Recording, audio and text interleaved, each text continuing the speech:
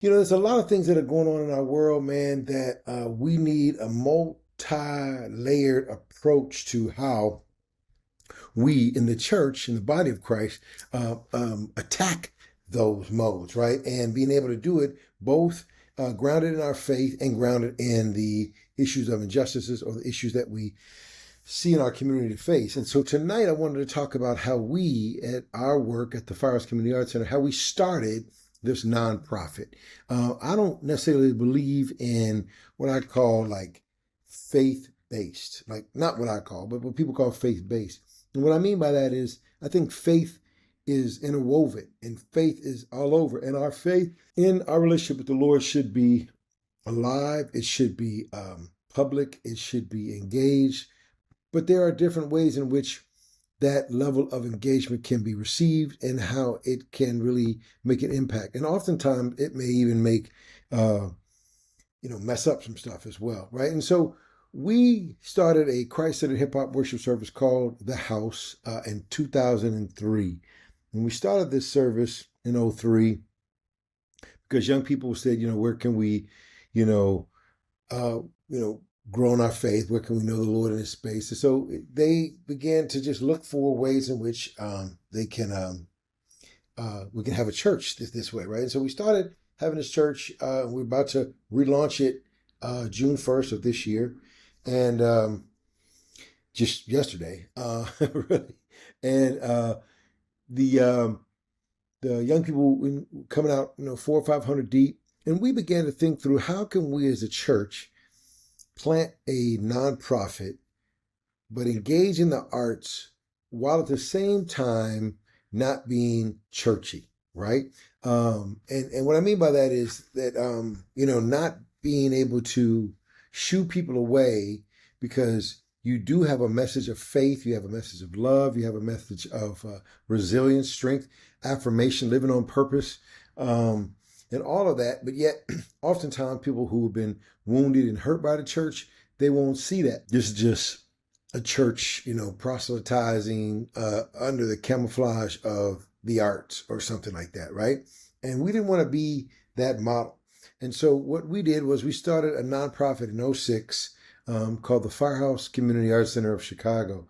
And that art center, we bought a Chicago fire station, a literal Chicago fire station, 10,000 square feet building, basement, first floor, second floor. And we got that not for $1, like you would think, in regards to how properties have been, bought before in different cities. You can buy this property for $1. Our older woman, she didn't necessarily know how to do that per se. And so she did what she could do, and we bought the property. We ended up having to work some things out with another organization who helped us find the property in the city and all these other kind of particulars to finally get this property in order to do what we wanted to do with it. We had to lay out a plan. Anytime you're going to purchase a building from the city that you live in for a nonprofit purpose or for a church purpose, you need to have a plan. The church had an idea that we're going to buy this land and build a youth center, build a daycare, build a senior space. And that was 20 some years ago. Now, there are some things that are complicated by way of getting property from the city, but it ain't 20 years complicated. Like there are some things that you can do. So there is a process that we went through. We formed an LLC. That LLC got the dollars to purchase the building, and that is how we got this property. Now, we had a layout that we had to present to the city council. And certain members of the city council who managed different properties, they were the ones, I guess, who are over abandoned Chicago fire stations, abandoned police stations, abandoned waterworks places, or whatever the case may be. And so we laid out a very thorough plan to reach young people. We got these drawings that were done with great artistic perspective and vision. And our place pretty much looks like a lot of those drawings that are there now. And we laid out what we wanted to do. We created a plan and we presented that and told them how many young people we reach and where it's at and all these kind of particulars. And the city said, yes, I love this, but they didn't love it enough to give it to us for $1. So we ended up buying it for like $76,000, which is pretty cheap with a 10,000 square foot building than they initially wanted $300,000 for.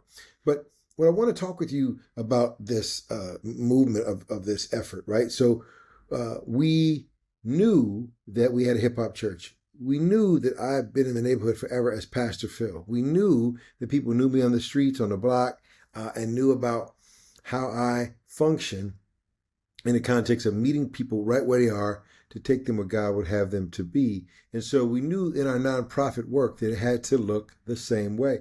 We were not going to just have a place where folks would come, learn how to DJ, and then we would, share the gospel with them all the time. When I mean faith integrated, I am meaning that faith is never hidden, but it's integrated through what Christ says. They will know you are my people. They will know you got faith in me through love, right? And love is not soft. Love is a verb, and love requires action, resilience, tough love, and strength. And so in the midst of meeting young people, right, where God would intersect our paths together, we brought them into this work. And in our nonprofit 501c3 paperwork, it is that we are a arts education organization. That's how we labeled it within our nonprofit work. So we saw that particular need, we organized around it, and we established this movement where we were going to have young people from the ages of 12 to 30 be engaged with us in the arts. Now, we established a mission. In your nonprofit work, you have to have a focus, right? Oftentimes, money may throw the focus off of different people's efforts nonprofit-wise. They may say, hey, man, I see this $100,000 grant we could get. All we got to do is just build engines. And we teach young people how to build engines. But that's not what you do. What you do is education. What you do is advancement of social service issues, or whatever the case may be. But this $100,000 seems so tempting. But at the same time, you dive and get that, you will now mission drift. You will drift from your mission of what you started this whole work for. All kind of money you can get for your nonprofit, but you have to be true to your mission. Our mission at the Firehouse is to interrupt the cycle of violence among the lives of youth and young adults through the power of arts and faith. That's our mission right there.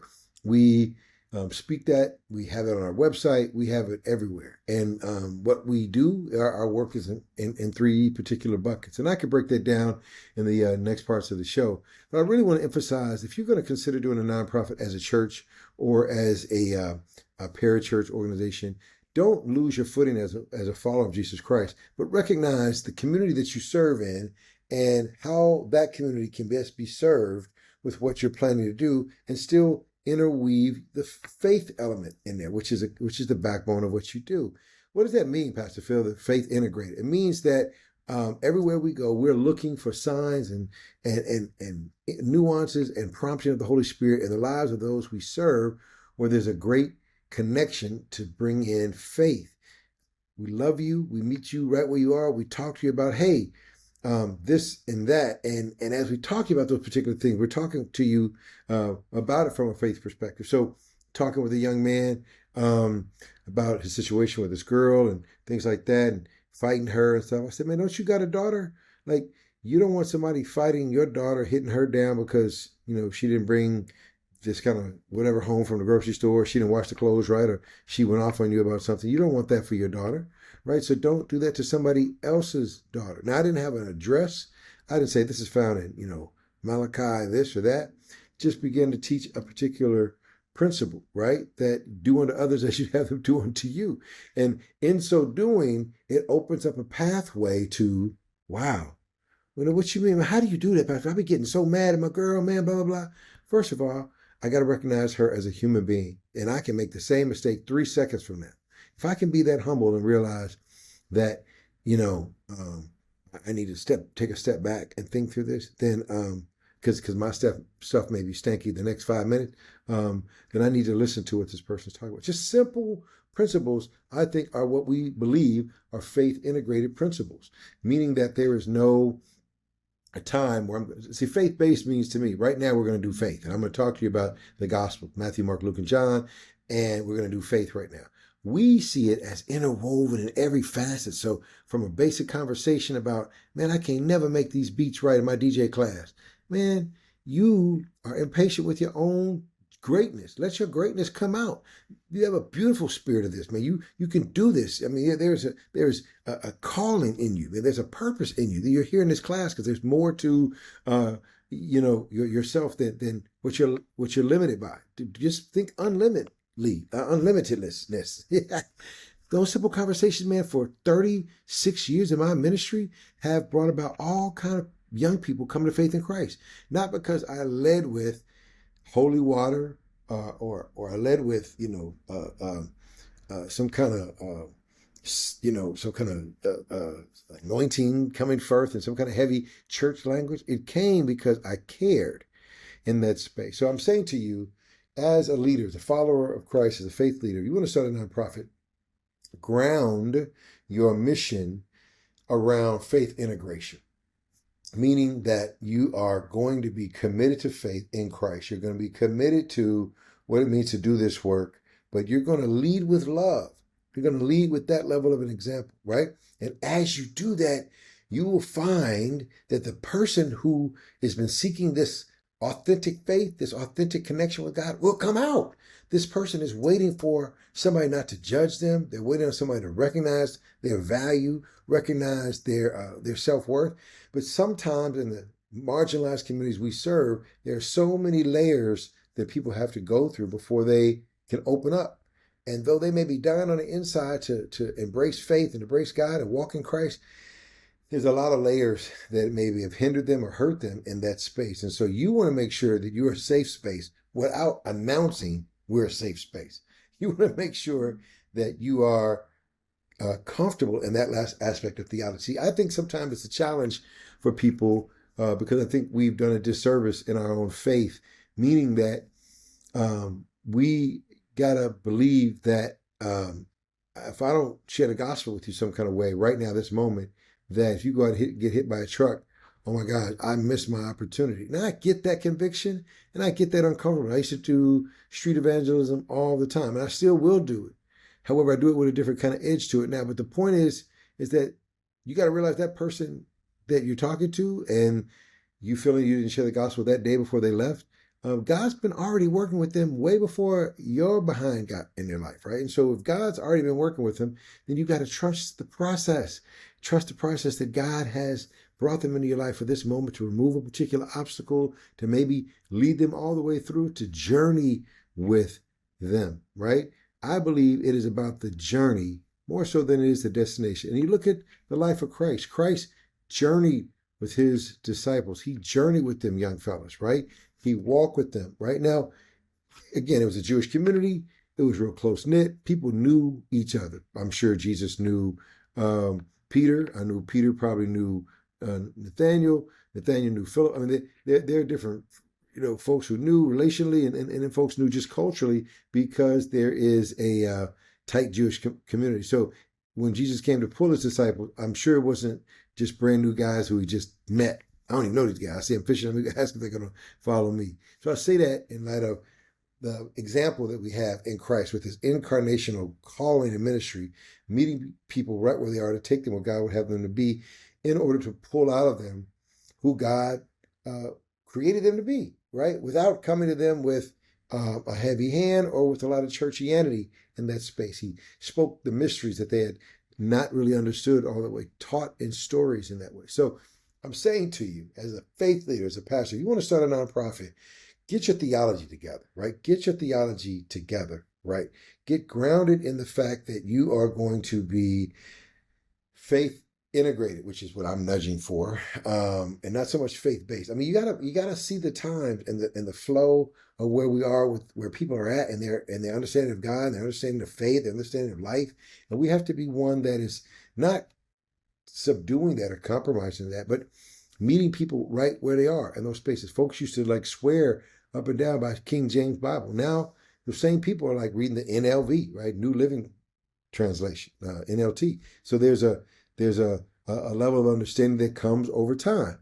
That's why I go back to the journey, right? It's about the journey with people in those spaces like that. So I believe in faith integration, where you are awake, you're attentive to the move of God in the moments that you're serving people, youth, young adults, senior citizens, whomever, where you're in that space and you can say, hey man, let's pray right now. And it will not be an issue because you've shown and engaged so much love that people will recognize this is coming from an authentic place. Because see, here's my concern.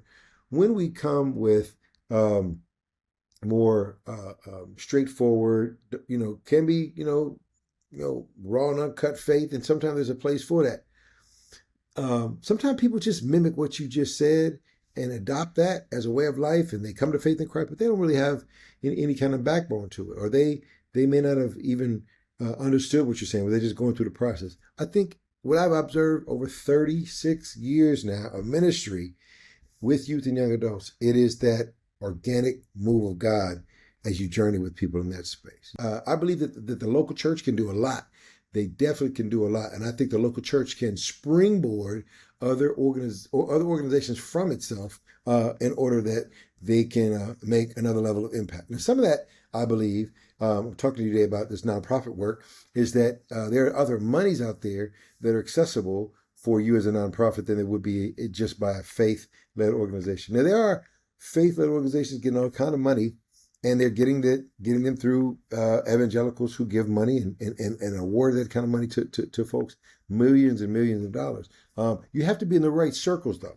What I've found is that there are certain folks who are in right circles that, trust those folks in those particular circles. Sometimes it's white evangelicals trusting other white evangelicals, but not trusting black evangelicals or black leaders of faith, African-American leaders of faith, Latino leaders of faith, serving similar kind of neighborhoods, serving similar type of disadvantaged people or marginalized people. There's a great book called, it's by a guy named Brian Jenkins. It's called KNOW, More Nonprofits. No More Nonprofits. And what he's saying in his comparison, he compares African-American-led nonprofits, Latino-led nonprofits, with white-led nonprofits, same community, same educational background, same tenure of ministry, and recognize the economic disparity. I mean, it is notorious. At that particular year, he did the research in 2018 or thereabouts. It was average African-American leader raising $1.5 million in nonprofit work versus $34 million that other nonprofit white leaders led. So there is a huge distrust, it seems like, that white evangelicals trust black evangelicals with money when it comes to nonprofit work. You can read the book, it's right there, and the data and the research is right there. It's just obvious in that space. And his whole argument in the book, No More Nonprofits, is nonprofits need to find a way to codify their work, meaning they need to find a way to make money with their work versus waiting on, donations and other things like that.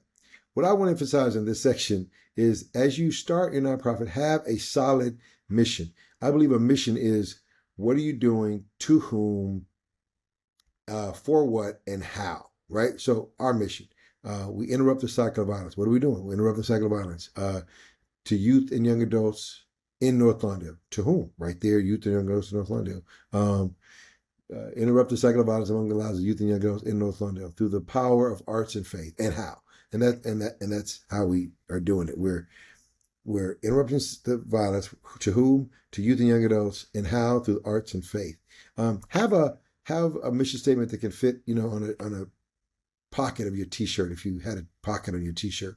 But having it to where it is easy to read, easy to understand, comprehend, easy to explain if somebody asks you. So tell me what you mean by interrupting cycle of violence. Well, we do X, Y, and Z, and this is X, Y, and Z. Great. Okay. How do you engage the arts and faith? Well, we have this, being able to explain it in that one, couple of sentences in that space because it's very clear. You just need to give more details. You can give more details in that space. Have a mission that is relevant to the community you serve. So we didn't start off doing a art center because we just said, hey, the kids want to do it, let's jump it off. So we taught our young people, let's survey the community. One of the key things about nonprofits that you need to start is when you need to start it or start one, is that you need to listen to the neighborhood. You need to listen to the community. And how do you do that, Phil? Well, first of all, you go around and knock on doors pass out flyers and say, hey, we're going to have a community meeting about a neighborhood community swimming pool. What?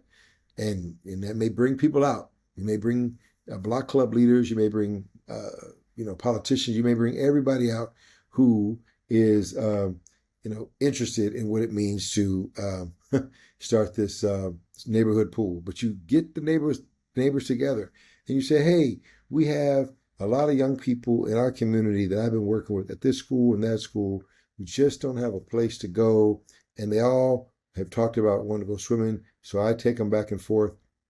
And I just want to get a feedback from the community if we started a neighborhood swimming pool and blah, blah, blah, blah. And so now the neighborhood says, no, heck, kids are going to drown. Nobody can swim. Where's the lifeguard? Where's the money coming from? But you hear and listen to the neighborhood to give you an awareness that you're on the right track, or you give an awareness that I'm not on the right track. Because, too many times in marginalized communities, folks come in with great ideas, powerful ideas, but they end up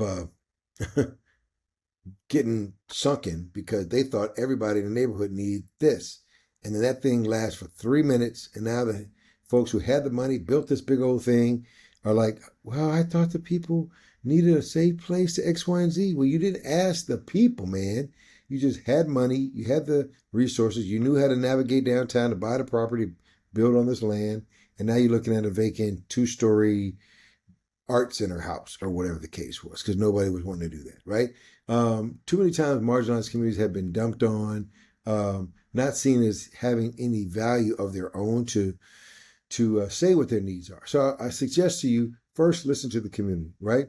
You may have some great ideas. You may have been in the neighborhood for a long time. You may have the pulse on what you believe is the right thing with the people you serve. This is going to work out perfectly. But it's best to listen to the neighborhood, because the neighborhood then will say, we got you. This is it. Let's run with it. Let's go. And you have no worries about their support, and involvement. Now, to start a nonprofit, most nonprofits in most cities and states are the same in some regards. Some things change, but you need to have at least 3 board members. So as we started off, we had 3 board members: a chairman, a treasurer, and a secretary. Now you can expand that to a co-chair, of course, and other board members. And maybe you want to expand it to other things based on your mission. But we had start off with 8 board members. We can grow up to 15. I think a solid number on a board would be 20, because you want to break off your board into 4 different committees, typically 4 committees, in order for you to not go crazy as executive director or CEO or founder. So these other people who are vested in your work, as you get those board members and they understand the mission, they understand the passion, they understand the work, they need to know what their assignment is in this kind of work. And so you want to put together what bullet points or roles you would expect from them as a board member. We always say we expect folks to give or get this amount of money. $5,000 is what ours is. We want to try to grow it to $10,000 a person. And that way, hey, for sure, by the end of the year, we've got X amount of money coming from the board. We got $50,000 coming from the board. We know we can buy a van or whatever. So you have that kind of emphasis, right? But you also want to look at the direction of where you're going in your organization. Like if you're thinking about teaching young cats how to build cars, you don't want to get people on your board who don't know nothing about cars. You don't want people on your board who are all mechanics either. But you want to make sure that you have people on there who are going to help you carry out this vision. So, for example, if you're going to, have something that's going to go and deal with auto mechanics, say, for example, you might need somebody who's in there who knows auto financing, right? Who knows access to businesses and auto dealerships, right? How to have access to dealerships so your guys can learn how to build cars in those spaces. So now you got some board members who got some weight, influence, and connections while you're in a board meeting. They say, my friends own 6 dealerships. We'll get the guys in there. We'll get them a job this summer. Now you've got that pull, right? So know where you're trying to go as an organization to say, okay, we're going to need a banker. We're going to need somebody who knows fashion design. We're going to need somebody who knows how to do economics for our young men trying to start such and such, entrepreneur. So a friend of mine taught me, get people who love you and love what you're trying to do. And that's great. And I believe that's true.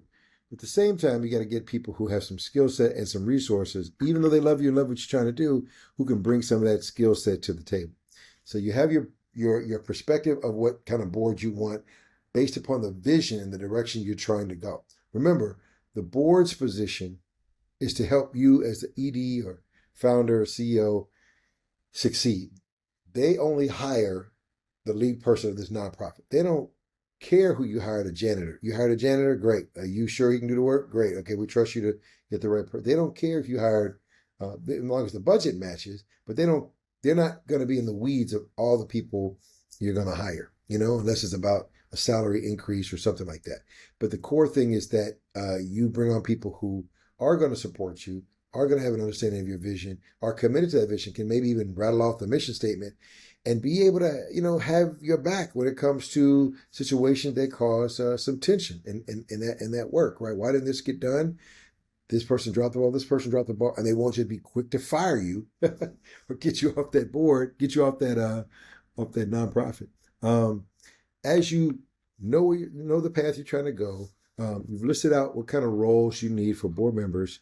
You want to have a way in which you recruit these board members. So know whether they're people in church that you may already have a good group for, and you begin to tap on their shoulders, because business people know other business people, bankers know bankers, and you tap on their shoulders about what you're trying to do and who in their network, in addition to themselves, would want to be on our board, right? And you begin to kind of slowly do that. And then when you meet the person, meet them with the friend who introduce you to, and then talk about your work, what you're passionate about, talk about them, what they're passionate about, what kind of boards they've served on before, kind of do an interview kind of process, not real formal.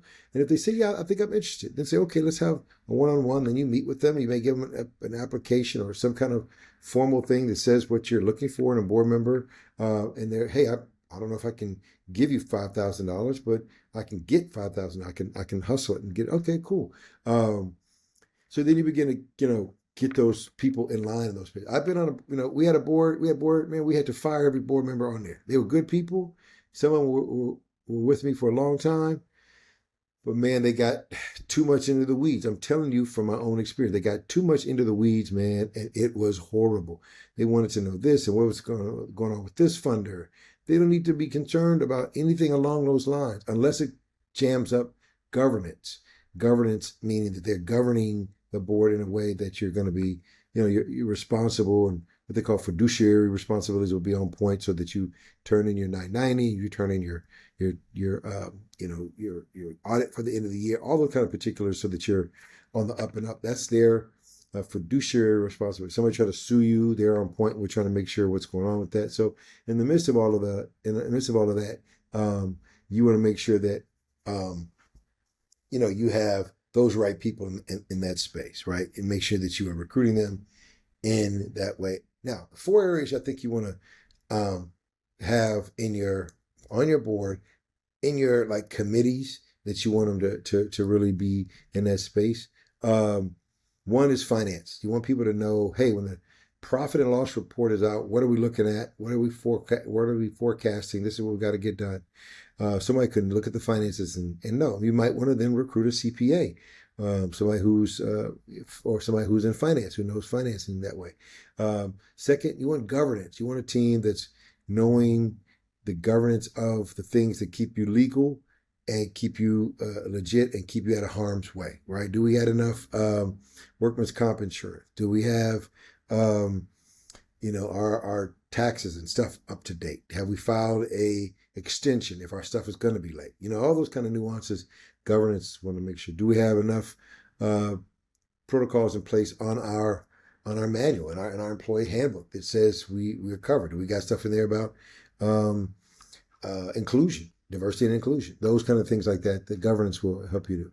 You want finance, you want governance, then you want a fundraising committee. You want a fundraising committee that's all about partying, just to make it cut to the chase. All about bringing people to the party so they can celebrate the work, understand what's happening. What? This is what y'all doing that? Hey, here's $1,000, right?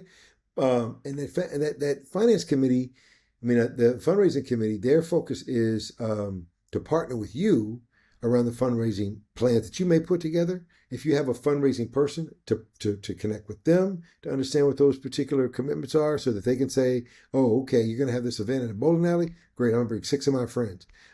They're not per se going to just sit there and just lay out every fundraising thing to do. That wouldn't be fair on a board member to do, and it would get people to leave your board real quickly. You want to make sure that you get people who are committed to bringing their resources, and meaning their money and their network, and to some time and investment of time.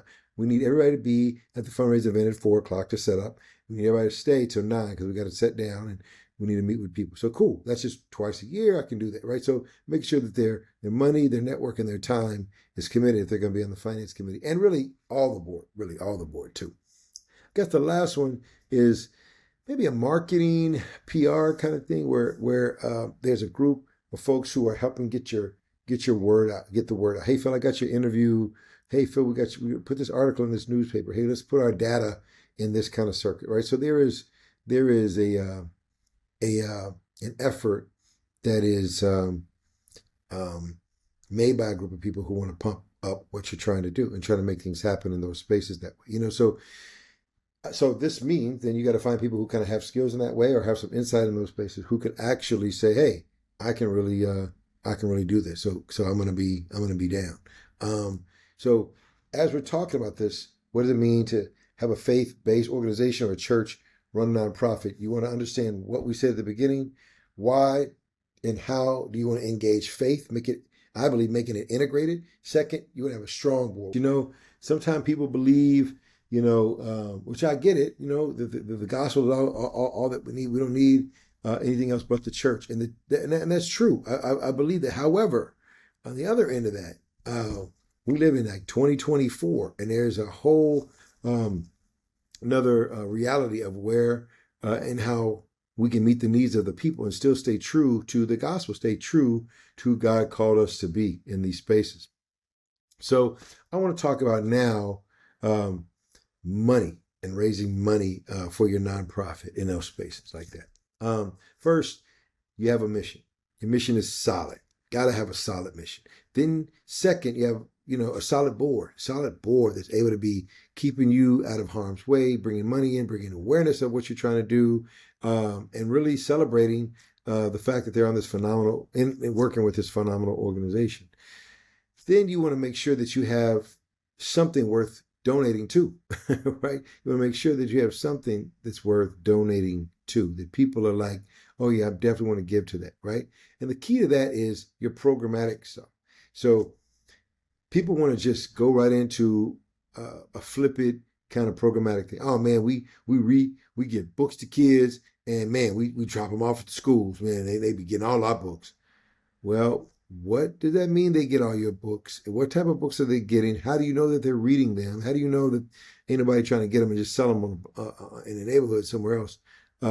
You got to have a good programmatic piece. Yeah, we get books to the school, and in 3 days a week, we read to the kindergartners, the third graders, and even the fourth graders, grown men reading to the young men every week, 3 times a week. And we've noticed that reading interests have gone up by 50%. So you got to have something that's measurable, quantitative, that's quality and measurable, where you can bring both. And I say this before I talk about the money, you've got to be able to have something that is real, understandable, real good, that people want to fund. If you are giving away books, are the books that are relevant to those you are serving in that community? The books that you're getting, are they at the reading level that the young people that you're serving are at? All those little nuances, right, that I think are very important to make sure that you have, right? So at the Firehouse, our work, our mission is to interrupt the cycle of violence among the lives of youth and young adults in North Lawndale through the power of arts and faith. And so we have 3 buckets that this work falls into. One is our violence intervention or interruption. One is our violence prevention. Another one is our workforce development. Simple buckets right there we break down. And I can break down the interruption. We have two facets of that. We have an outreach team and a mentoring team. It's a 10-month program. Phase 1 is 4 months. Phase 2 is 6 months. And we hire and recruit the most violent young men and women in North London that we can find.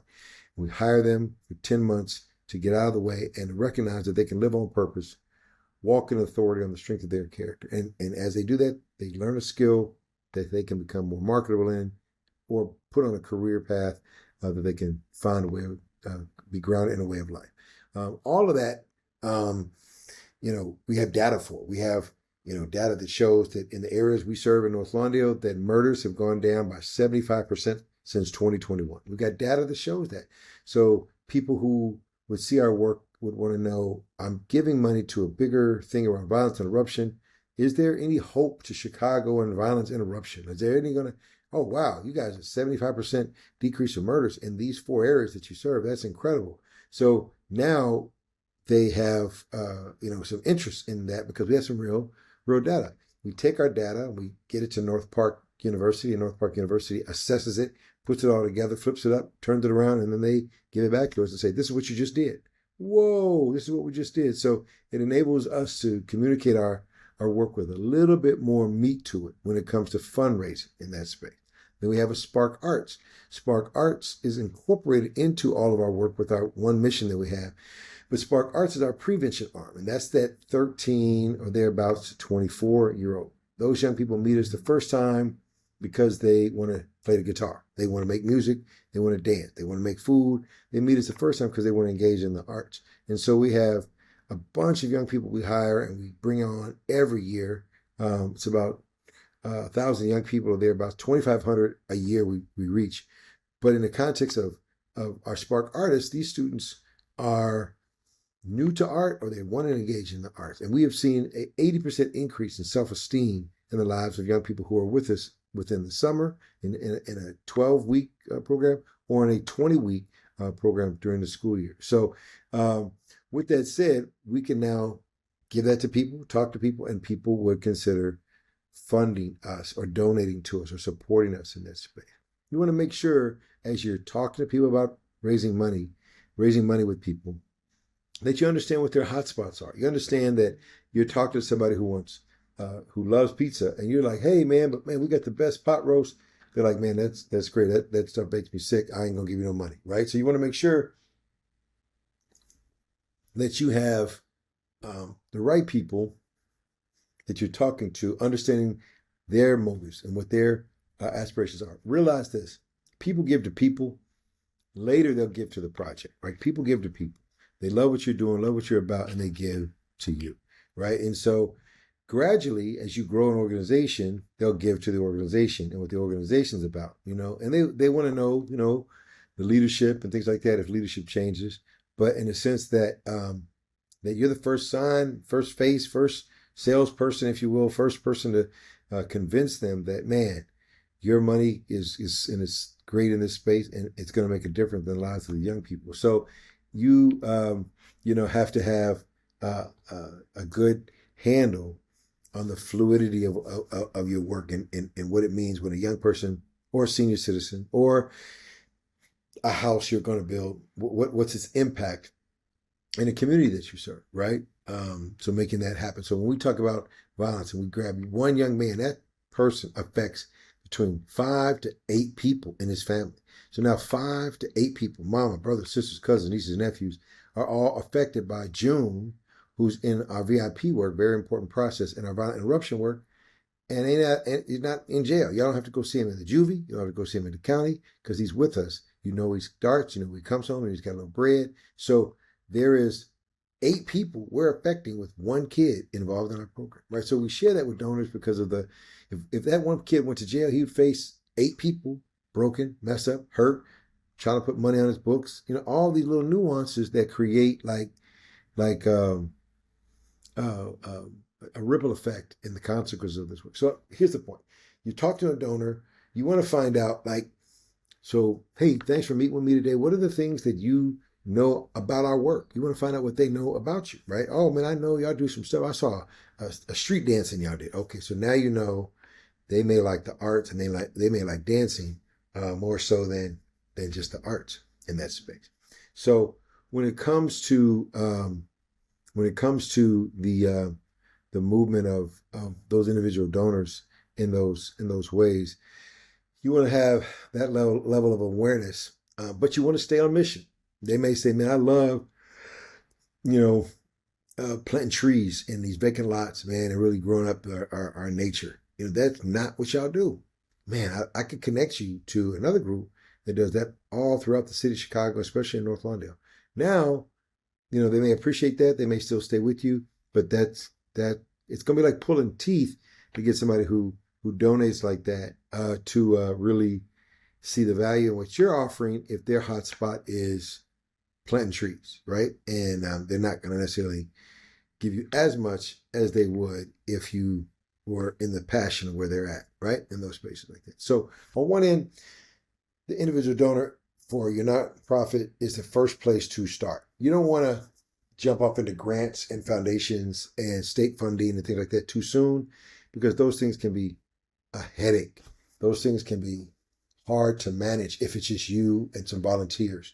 You want to make sure that you have some folks who can really authentically be with you in these spaces for a long haul. And individual donors, they're cool if you build the right ones and build the community around you, because they know you didn't get them the paperwork on time. They love you. You're going to send it to me when you can. You won't get that love for a foundation or a grant. It'll be like, "Hey, we emailed you 3 weeks ago.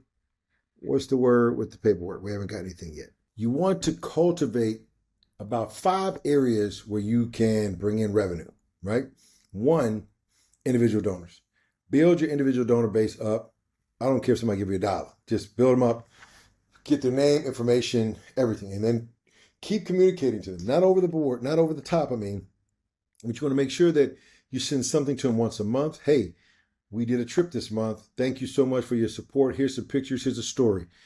Every 3 months or thereabouts, you want to send maybe a more bigger newsletter. Like, "Man, we took this trip. We did that trip. This young guy, came to faith in Christ. This young cat got a job. This young cat stopped shooting people, and now they're living this way. Or now this person's back in school."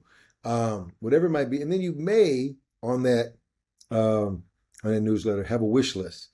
We have 3 things we really would like to let you know that we need. We need a van, we need $30,000, and we need our faucet fixed in the bathroom. So if you know a plumber, blah, blah, boom, call, email this number. These are some things. "I'm a plumber. I'm going to come over there and fix that little thing." You just never know. So you cultivate that.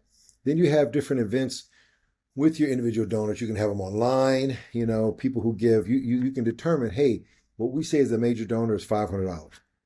At the Firehouse, we say it's $1,000 and $5,000. It's a major donor. So being able to have a gathering with the major donors all on Zoom, and we have somebody quarterbacking the whole Zoom event. "Hey, we're going to watch a video right now." That's the hint for them to get the video going. So they're about to put a video up. We get to know everybody on the Zoom. Everybody gives. Why do you give? Thank you so much. Here's a friend of mine who is out of town who gives to us. Here's his story, and you want to have that kind of constant, in a balanced way, attention to what you do and gratitude of what they're doing to support you. Secondly, you want to find family foundations. Family foundations are in your city, in your town, some person who was wealthy created a trust or created a foundation to support African-American kids going to college, right? Or they wanted to create a space for little girls to get summer camps to go to, right? And you find them through different relationships that you have, and they're typically, named after somebody. And, Kansas City got the Hallmark Foundation, Mr. Hall, and all those folks, and you've got different ones in Chicago. You find that those family foundations have like a program director, program manager person, and that program person is who you want to reach out to in order to have a personal one-on-one relationship with. You want to meet with them and say, "Hey, I'm Phil Jackson. I am, the ED of this organization, CEO of this organization, and I just want to share with you a little bit about what we do. And can you share with me about what your foundation does? I'm new. I'm learning this kind of work, and I want to know if we land in any of our work with with what you guys do. And as that happens, then that person remembers you. Oh, you had a great conversation, had coffee, you laughed a little bit, shared some stories. I want to send you an email about a grant that's coming up, in November. It's good for next year because our grant cycle is over now, but you want to make sure that, oh, great, thank you. And get someone to help you write that thing. I mean, there's chat AI, so there's all kind of stuff now to cheat on them boys. But having to create something that is both centered in what you do, not in what the grant is offering. Again, you don't want a mission trip. The grant is offering you something around making clothes, and you teach kids boxing. You don't want to be making clothes. That's just not what we're going to do. Thank you. I appreciate that. It's not a part of our thing. It's, man, we're going to miss that whole X amount of dollars. You're going to miss it, but there's going to be more that you're going to gain because you can stay focused. Family foundations will write you a check after their board votes on all the particular petitions. They want all the information from everybody. Okay, great. You want to do X, Y, and Z? Great. Okay, we want to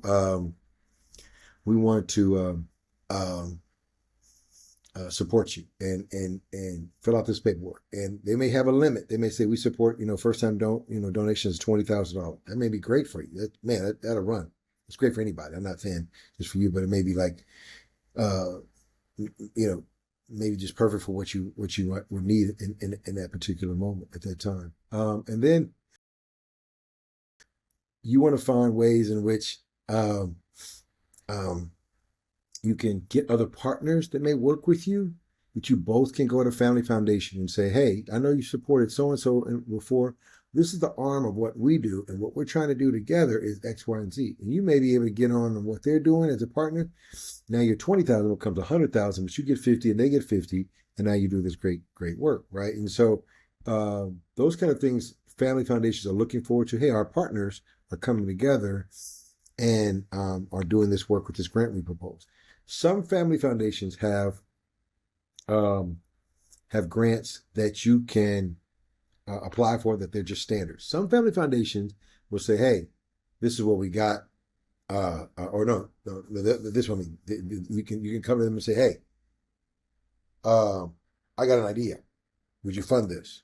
Sometimes it takes a little bit of time for them to build trust and connect with you in that space like that. The last one will be government grants and foundations, government grants, state grants, and things like that that are bigger. And we're going to come back and talk a little bit more about those at another time, about how complicated those boys can be. But listen, I am not trying to sway away from the church or the church's responsibility to serve people. I just think that there has been a blessing that we have created through the work God has led us to do at the Firehouse as a nonprofit with 31 staff, with a $3.6 million budget. People are getting living wages and more than living wage. People are buying houses in our staff because they're able to serve God, love on these young people, and make a living without feeling like they're, having to have 6 jobs, just to make a living. And so being able to establish that as a faith-led, faith-integrated organization, holding true to who we are in that space, as well as being able to impact those we serve for the kingdom, knowing that God is in the midst of it all, man, it's such a blessing. Without losing people because, oh, y'all the church, man, y'all supposed to do that, and X, Y, and Z. We are the church. We can get around where people's complications are with the church and be that strong witness in that space.